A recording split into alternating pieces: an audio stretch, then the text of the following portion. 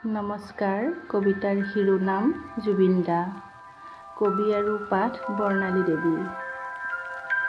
চৌদিশ আন্ধাৰ হৈ পৰিছে, বুকুৰ হৃদস্পন্দন বাঢ়িছে। প্ৰকৃতিয়ে বিনাইছে আৰু বৰষুণৰ প্ৰকোপ বাঢ়িছে। মলয়াই আউলি বাউলি হৈ আহিছে। জুবিন দা। ৰাইজৰ আৱেগ হৈ আছা, তুমি নিথৰ হৈ শুই আছা কিয়?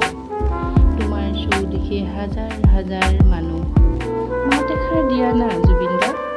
তোমাক কোনে কৈছিল ছিংগাপুৰ যাবলৈ? কালে মাতি আছিল চাগে ন জুবিন দা? মোৰ প্ৰশ্নৰ উত্তৰ নিদিয়া কিয়? নে কাৰোবাৰ ষড়যন্ত্ৰ আছিল?